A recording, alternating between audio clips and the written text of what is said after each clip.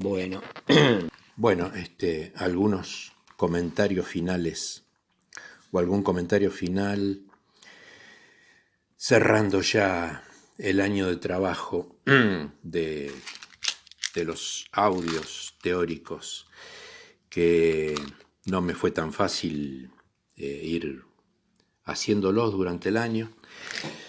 Yo espero que les hayan servido. Traté de recorrer lo más detalladamente posible el programa en cuanto a los temas freudianos.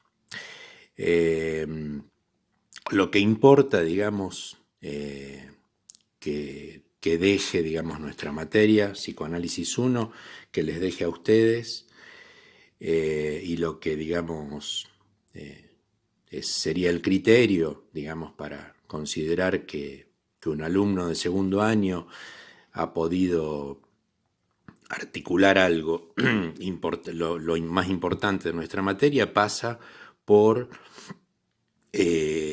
los conceptos básicos o fundamentales de la metapsicología freudiana, es decir,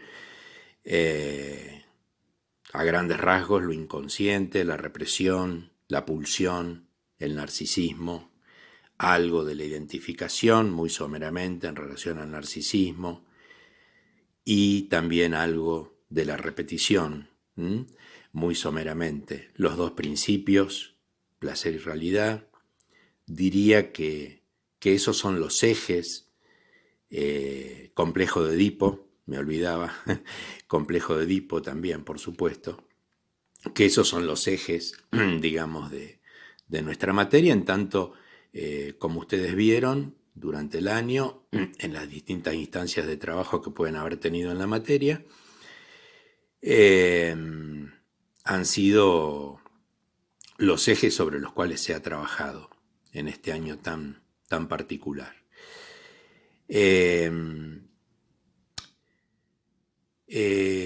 Por otro lado, me parece que, digamos, también valdría la pena hacer un comentario en cuanto a la presencia muy fragmentaria de algunas cuestiones de Lacan, tratando de articularlas con Freud.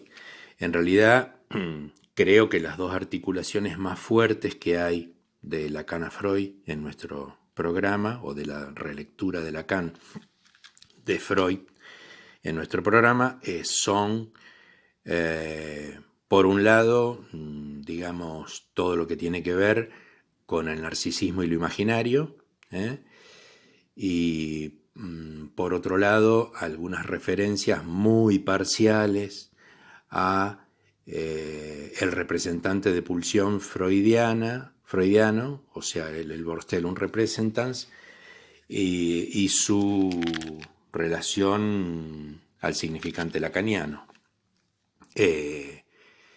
Y, digamos, la cuestión de la metáfora, más especialmente o más específicamente por la cuestión de la metáfora paterna en la relectura que hace Lacan del Edipo, y digamos la consecuencia, digamos, que tiene para Lacan la metáfora paterna en cuanto, y el complejo de Edipo, o digamos como estructurante o como concepto fundamental del complejo de Edipo, en lo que tiene que ver con la constitución de la realidad psíquica. Un poco lo que traté de ubicarles cuando hablamos del Edipo en Lacan, por eso puse ahí un audio aparte que lo llamé metáfora. Por otro lado, me parece importante también hablar de una dificultad que es inherente, digamos, a lo vasto, lo extenso, digamos, de la obra de Lacan y las muchísimas consecuencias que tiene, no solamente, digamos, en cuanto a una relectura del psicoanálisis y a la reformulación de la práctica y de la clínica analítica, sino también en otros campos. por eso decía, en realidad muy someramente lo que he tratado durante el año es de hacer alguna referencia, alguna articulación de tal cuestión en Lacan. Insisto, creo que el eje es el significante, y tal cuestión en Freud. ¿Mm? Por otro lado, creo que en ese sentido el programa de la materia recoge, uno podría decir, bueno, ¿por qué Lacan? Y bueno, porque, digamos, en la actualidad, cuando digo actualidad, digo, al menos en la Argentina, de los años 70, 75, 73, 75 en adelante, aproximadamente, se podría decir que la última o la más actual relectura y reformulación y actualización del psicoanálisis ha venido de la mano de Lacan. Por eso Lacan, digamos, por eso algunas referencias a Lacan en esto que, insisto, es una materia que introduce a las bases de la teoría y de la clínica freudianas, pero resulta inevitable algunas referencias a Lacan porque es lo que hace precisamente a la actualidad, no a la actualidad en el sentido de las actualizaciones, en un sentido así más, más lato, sino a la actualidad en el sentido de lo que ha incidido, de lo que ha realmente marcado el rumbo, yo diría, de los últimos 40, 50 años del psicoanálisis. Bueno, en ese sentido,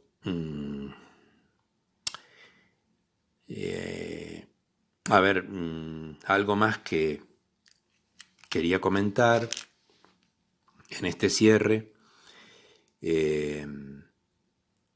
tiene que ver con alguna referencia a los 4 conceptos, el seminario de Lacan, los 4 conceptos, que ustedes tienen en el programa 3 o 4 capítulos de ese seminario, o reuniones de ese seminario, de la red de los significantes, el desmontaje de la pulsión y la pulsión parcial y su circuito. Bueno, en realidad yo no me referí extensamente a eso, no me referí directamente, o muy poco, aunque tenía eso en la cabeza en algunos momentos cuando estaba hablándole sobre todo de pulsión. Digamos, lo importante es que tomen eso de la pulsión para articularlo con lo que hablamos de pulsión, creo que bastante en detalle, durante el año. Por otra parte, tal vez, digamos, aprovecho a lo mejor un poco la oportunidad para reforzar un par de cosas o marcar un par de cosas muy generales sobre el significante. Ya en el audio sobre metáfora hablé un poco de eso. Pero, a ver, traer algunas referencias laterales por ahora, pero a lo mejor para contextualizar un poco, sobre todo en relación a los 4 conceptos. Bueno, evidentemente el significante, digamos, tiene que ver, hay algo que Lacan dice en determinado momento que es, bueno, todo transcurre para el psicoanálisis, bueno, y en lo inconsciente, obviamente, en esto que él define como estructurado como un lenguaje, la estructura del lenguaje del inconsciente. Todo transcurre ahí, digamos. Y en determinado momento, él plantea que, bueno, que las palabras no son una etiqueta de las cosas. Eso es muy solidario con lo que ya Freud plantea desde la representación palabra y representación cosa, especialmente en el apéndice C al inconsciente, que él habla de palabra, que se recoge lo que Freud trabajaba ahí de palabra y cosa. Bueno, eso creo que está Por otro lado, hay, a partir de eso, digamos, la gravidez de consecuencias que eso tiene es que entonces el significante tampoco puede significarse a sí mismo y siempre necesita de otro significante para producir una significación, como se vio en el tema de la metáfora. La estructura del lenguaje, si queremos tener alguna definición, yo creo que una de las primeras definiciones que Lacan da de la estructura del lenguaje la da en el seminario 3 de la psicosis, creo que es una de las primeras, no me acuerdo con exactitud, pero yo diría de lo que yo puedo ubicar en este momento, que es una definición que es la siguiente. Él dice, la estructura es un conjunto de elementos covariantes que son significantes.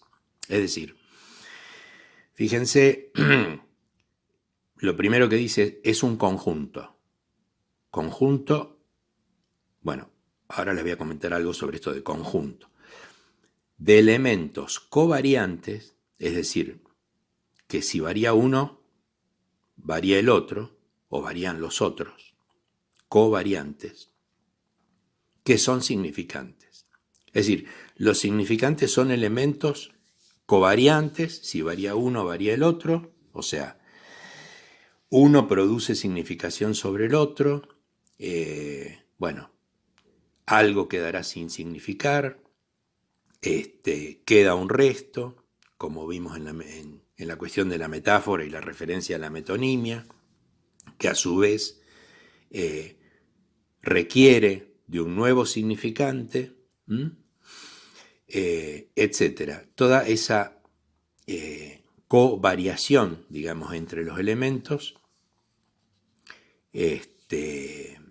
hace a la estructura.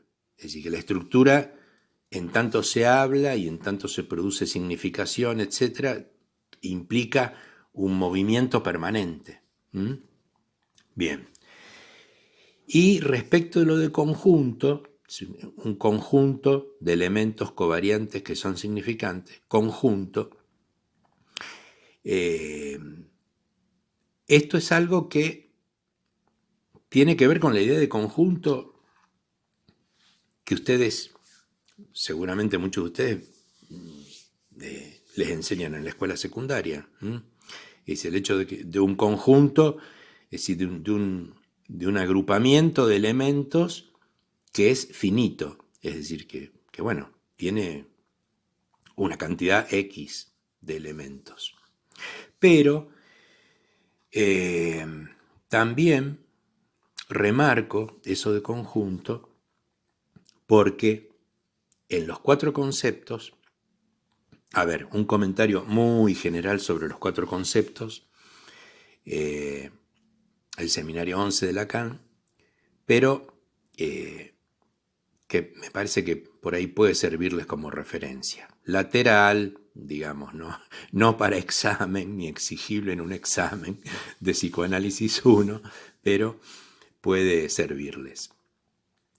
Pasa esto, digamos, los 4 conceptos fundamentales del psicoanálisis, el seminario 11 de Lacan, es un seminario que está, yo diría, ordenado de la siguiente manera. ¿Cuáles son los 4 conceptos? El inconsciente, la repetición, la transferencia y la pulsión.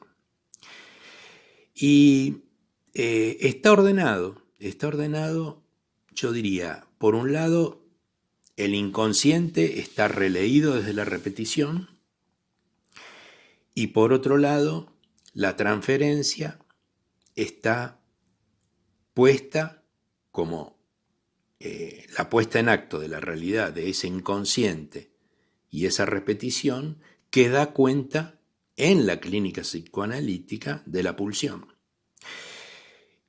Digamos, eso Lacan lo uno puede, digamos, una vez que uno ha leído todo el seminario y los distintos capítulos y cómo él lo va articulando, uno podría decir que ese es el orden que él le da a los 4 conceptos y que allí ya el tema de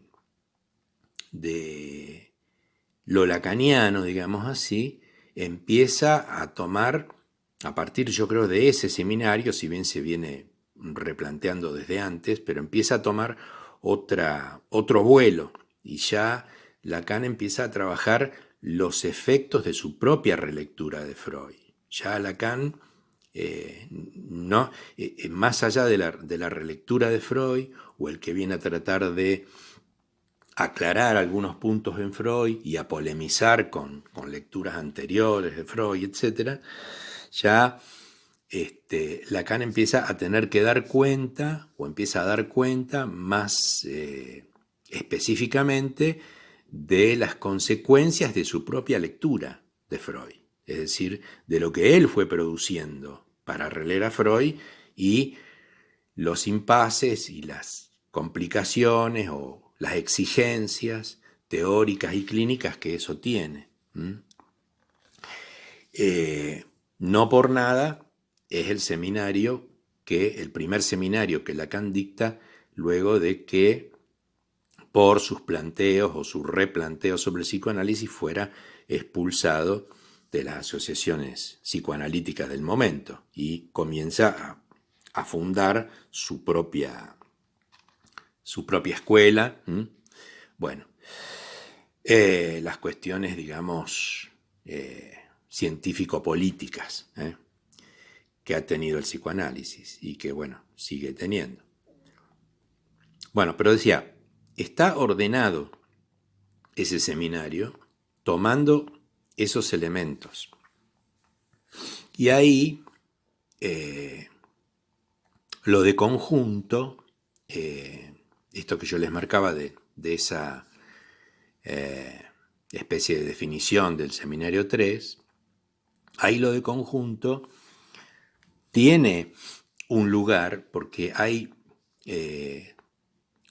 dos conceptos que son alienación y separación, que si ustedes leen el seminario completo van a ver que Lacan trabaja esos dos conceptos, alienación y separación, que él los plantea como la constitución del sujeto en función del otro, del gran otro, es decir, del otro del lenguaje, que el sujeto se constituye alienándose, ¿no? Operación de alienación, alienándose al otro. Es decir, antes de que el sujeto sea representado por un significante, en lugar del otro, en lugar del lenguaje, no es nada. Se constituye por alienación o no se constituye. Alienación, ¿qué quiere decir alienación? Bueno, tener que ser lo otro, tener que ser o constituirse a partir de algo extranjero, impropio, pero antes no soy nada. Bueno, y la separación. La separación sería el movimiento de retorno del otro, es decir, la vuelta del campo del otro. Pero, a ver, estoy tratando de darles una idea más o menos clara. Somera, muy general, pero más o menos clara. Ahí está en juego el tema de los conjuntos, de la lógica de conjuntos. Porque la alienación responde a la operación de reunión de conjuntos. Y la separación del sujeto respecto del otro responde a la operación de intersección de conjuntos, es decir, lo que es conjunto en lógica matemática. Porque Lacan usa esto para plantear que digamos, justamente como el significante no se significa a sí mismo, ni puede dar cuenta de sí mismo desde sí mismo, siempre necesita de otro significante.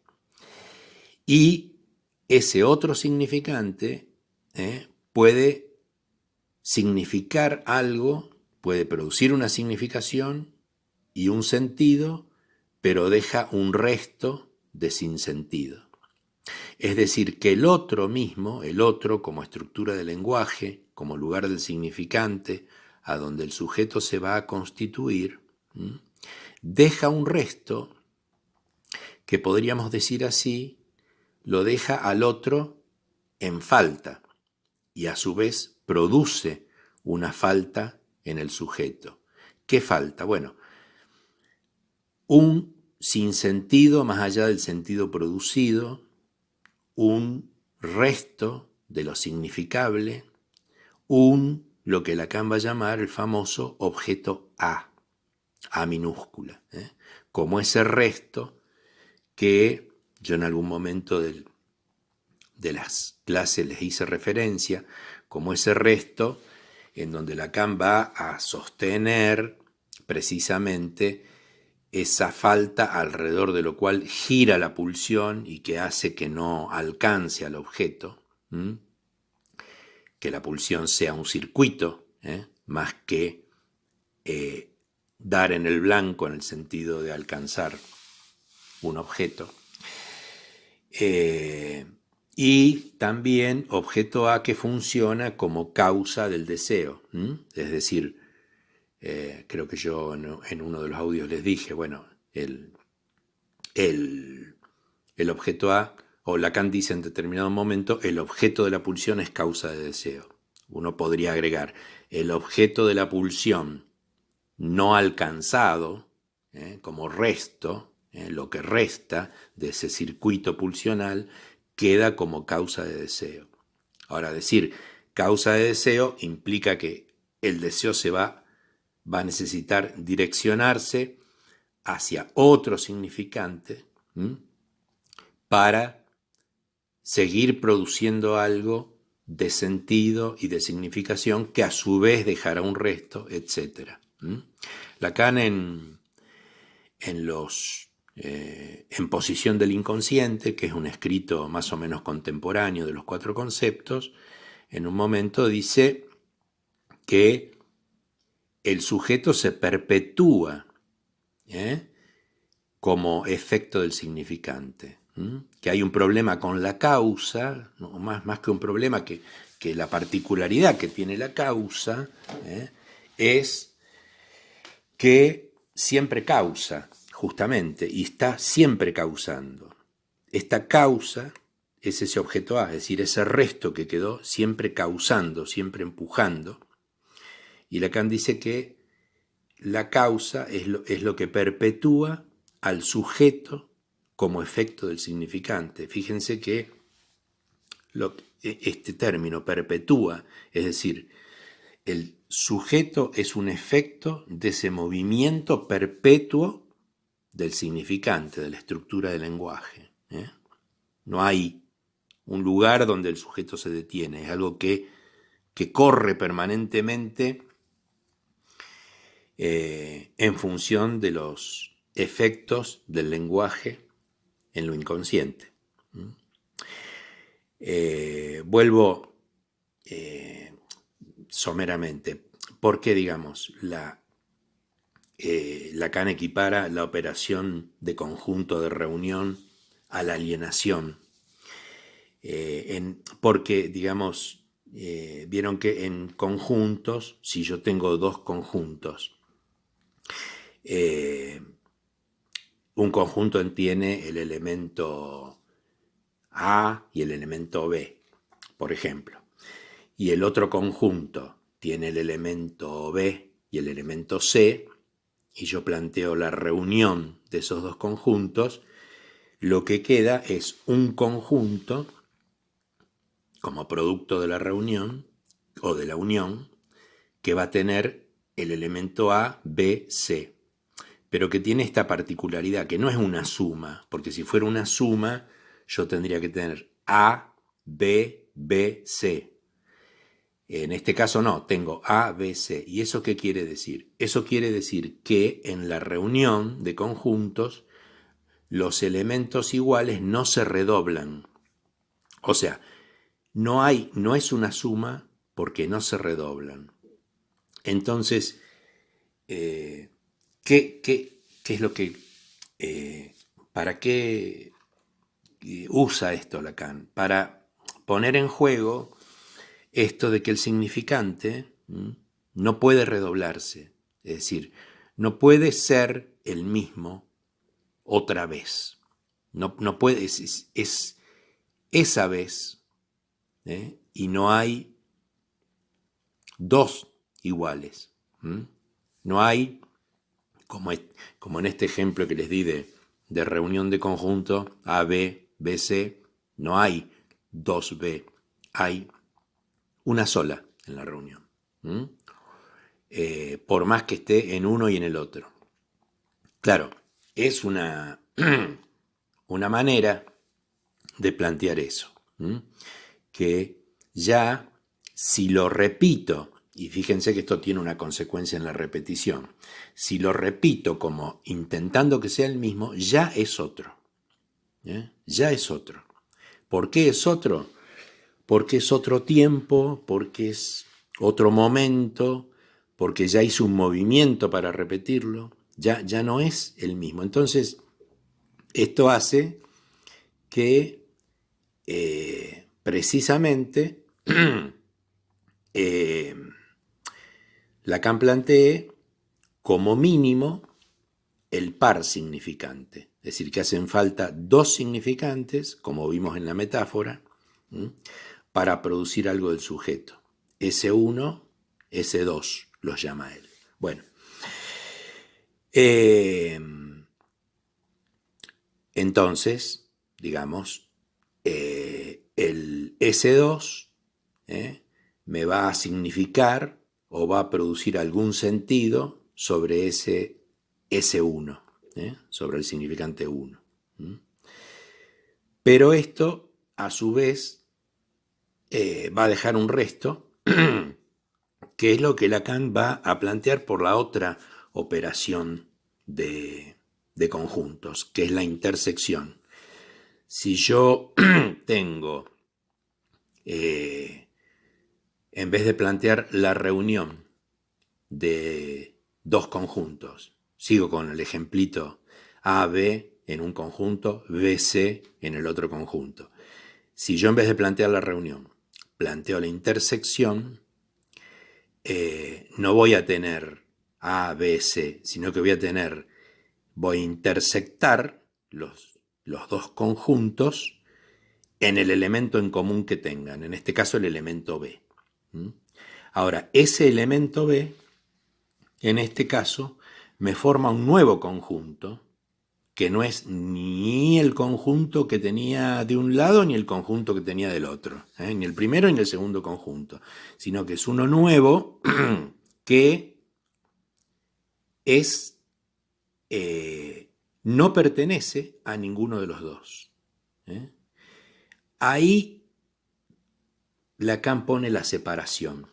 La separación ¿entre qué? Del sujeto respecto del otro. ¿Por qué?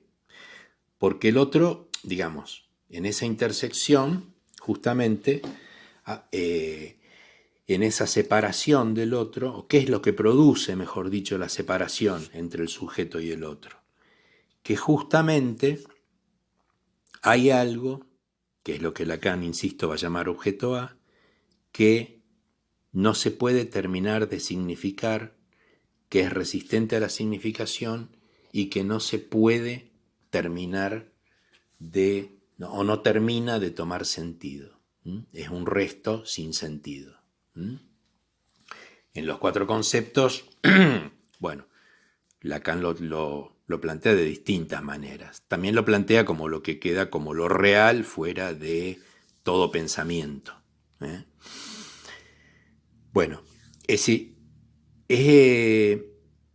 ese punto decía, el el otro, el gran otro, como lugar del lenguaje, como lugar del significante, se revela en falta.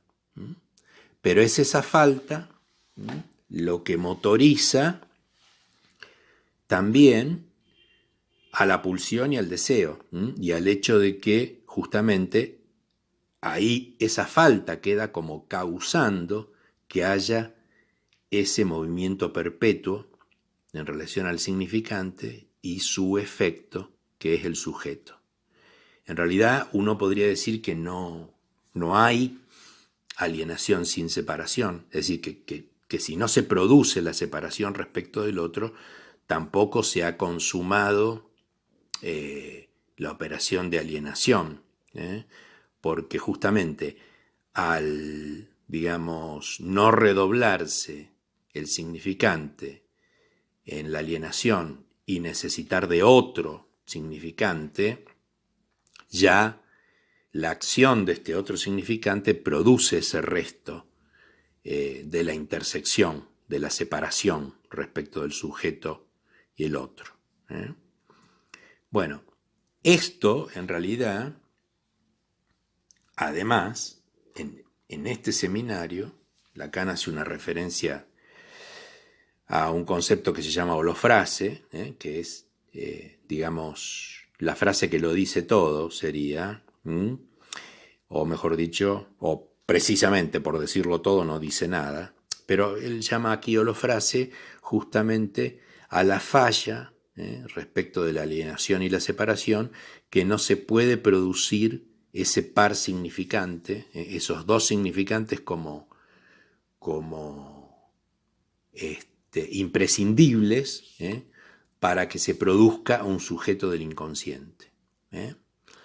Un sujeto, digamos, en relación al inconsciente y a esa estructura del lenguaje del inconsciente. Por lo tanto, él basa ahí una clínica, que es hasta aquí y en este seminario, digamos, o hay holofraseo y falla en la alienación-separación, o hay alienación-separación, digamos, y hay producción de ese resto, de ese objeto A, del sujeto como efecto del significante, etc. Ahí tenemos el campo del significante, de la neurosis, la pulsión, y del lado de la holofrase, Lacan dice que esta falla en la constitución del sujeto tiene que ver con la psicosis, y también dice con la debilidad mental y los fenómenos psicosomáticos. Pero bueno, ese es otro tema.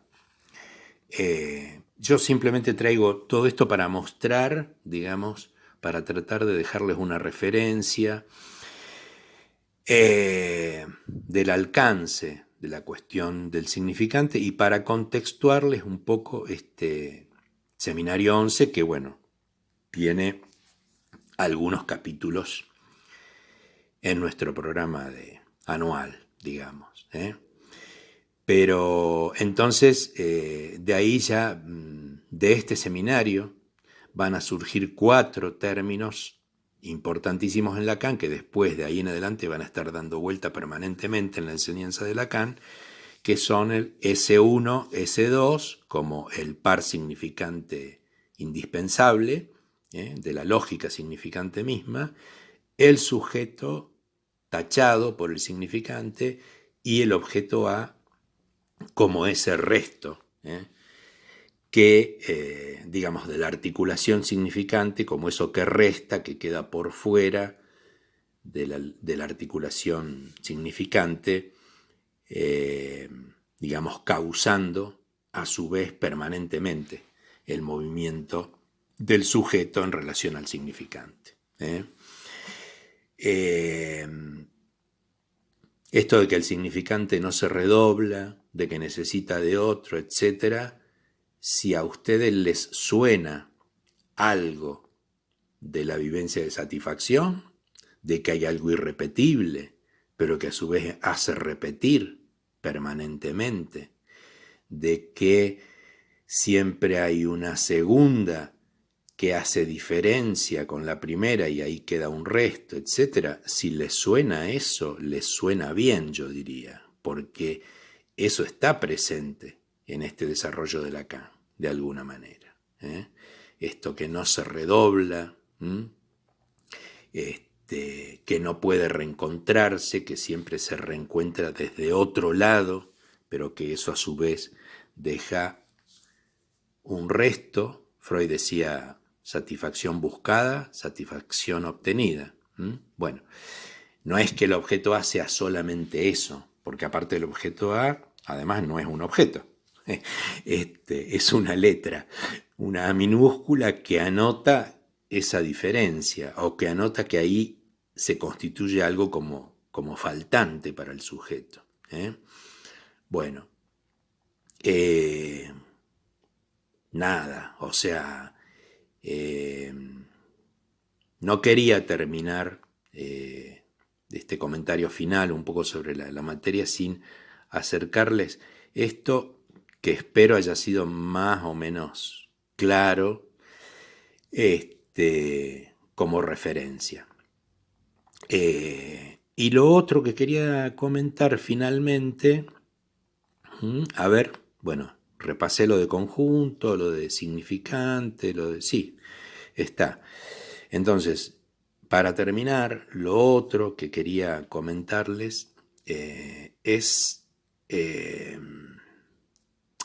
respecto de la escuela inglesa. Digamos, hay algún artículo en el programa de la escuela inglesa de Susan Isaacs sobre la fantasía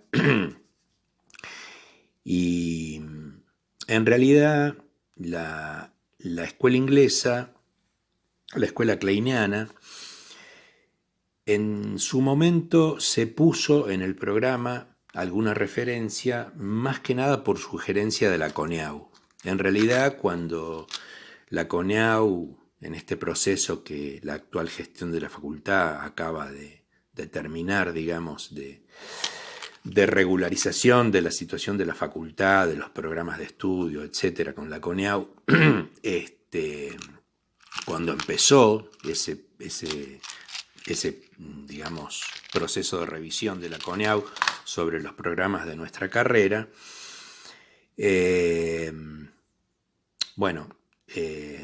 en lo que hace a nuestra materia, Psicoanálisis 1, vino una sugerencia de Laconeau de poner alguna referencia a otra perspectiva del psicoanálisis que no fuera la de Lacan.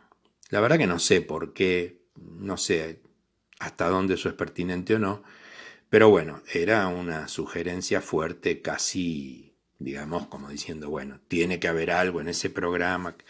De hecho, no hay, no se hacen muchas referencias a eso, no se trabaja a eso.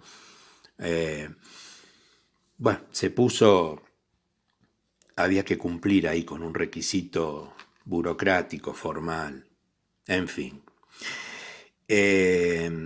Pero sí, digamos, sí, vale, digamos, decirles, porque bueno, los inquietos a veces vieron, se ponen a buscar cosas, se ponen a leer, bueno, que bueno, en realidad la escuela inglesa, la escuela kleiniana de psicoanálisis, modificó en mucho, digamos, el marco teórico de Freud.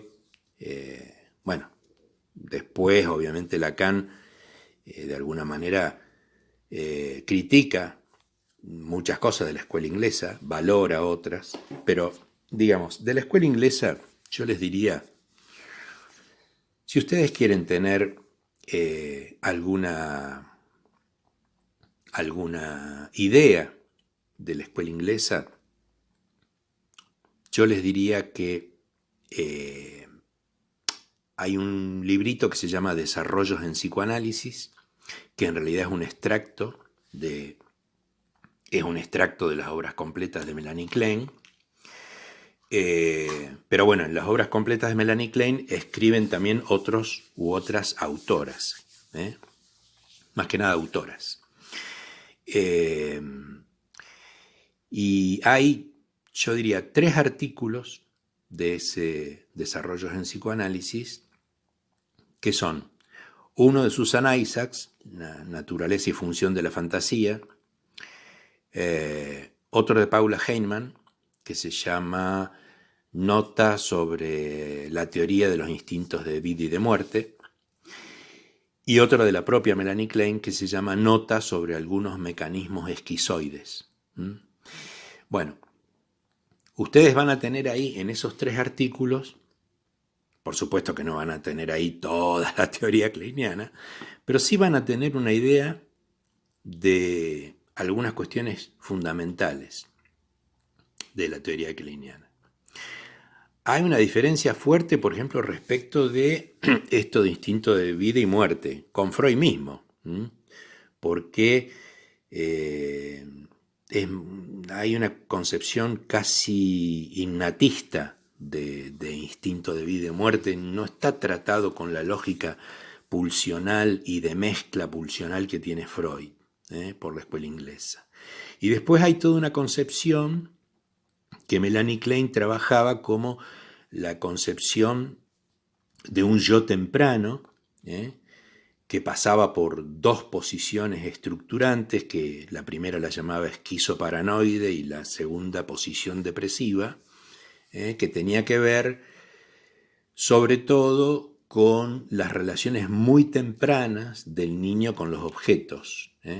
Para esto hay que tener en cuenta que Melanie Klein, digamos, básicamente se podría decir casi la fundadora del psicoanálisis con niños, el psicoanálisis de niños de edades de chicos muy chiquitos, niños muy pequeños.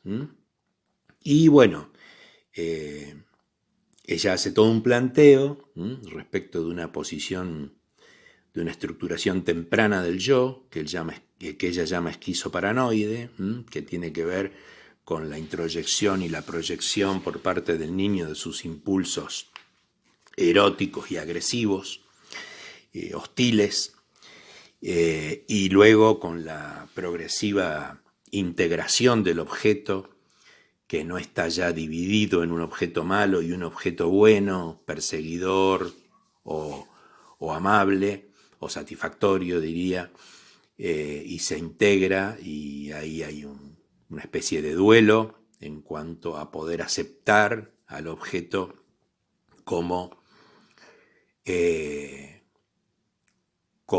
teniendo distintos aspectos. Bueno, no me voy a extender en esto, tampoco sé tanto de esto. En algún momento, cuando dábamos los teóricos en forma presencial, invitamos yo en un momento invité a una psicoanalista de formación kleiniana, a un teórico que, bueno, dio muy bien algunas referencias de la escuela inglesa. Pero bueno, nada, eso respecto de la escuela inglesa, me parece que vale la pena, que es una obligación en realidad, aclarar eso, porque además, bueno, la escuela inglesa en nuestro medio formó parte de, digamos, de todo un desarrollo teórico y clínico durante muchos años, y sigue, por supuesto, existiendo. En la época en que yo era estudiante, bueno, la escuela inglesa era muy importante. Bueno, creo que lo único que me resta es despedirme de ustedes, recordarles que están, bueno, los correos de todos los compañeros y el mío propio para cualquier consulta. Y bueno, esto ha sido lo posible este año con estos teóricos grabados. Bueno, tal vez en algún momento nos conozcamos personalmente o no, no lo sé. Pero de todos modos, bueno, buena suerte para todos nosotros, más en este momento que estamos pasando. Adiós.